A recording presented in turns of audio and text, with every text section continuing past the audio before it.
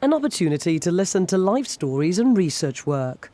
The festival in its 5th edition doesn't only focus on books, but also offers an insight into the authors themselves. And there have been plenty of highlights. Broadcaster Kate Adie, who's well known for her conflict area reporting, talked about the challenges of the job. Her advice to keep the narrative simple and find out what really matters. She also gave her views on the recent sexual harassment allegations being reported. It has been the case that some people, not everyone, some people have always just considered that it's their right to do this, if they can get away with it. They don't even think about it that way. Now women are talking about it, and I don't think it's a passing phase. I think it is something that has now come right to the surface. Nobody in my age group that I know has not had it happen to them.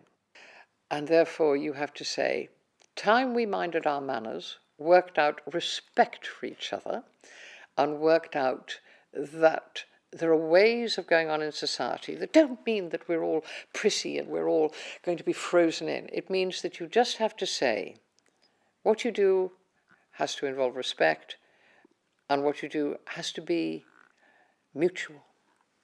Although focusing her talk on her Strictly Come Dancing experiences, politician Anne Widdecombe was drawn into the current political debate, expressing optimism for Gibraltar and the UK post-Brexit. I think Gibraltar will have a lot of freedoms following our exit from the EU, which it doesn't have at the moment, simply because, we're all part of the EU. And Gibraltar does very well anyway, even when hampered by EU regulation. I can just imagine what it will do when it isn't hampered by EU regulation. They'll probably all want to come and live here.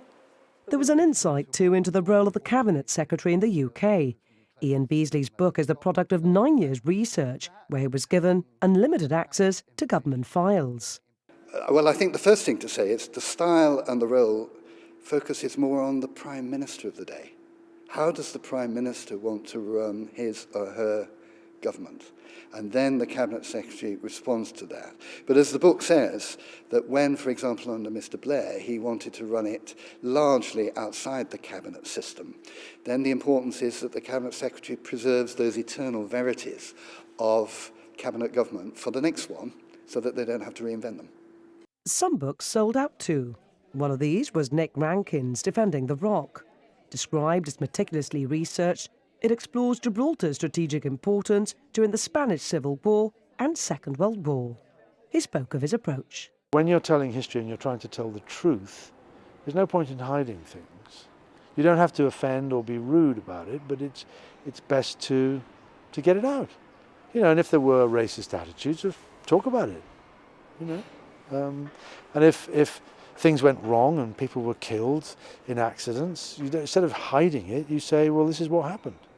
A supporter of the festival, Christopher Lloyd's story of Gibraltar, a history of the rock from earliest time to present day, sold close to 900 copies, a record for any author in the festival's history.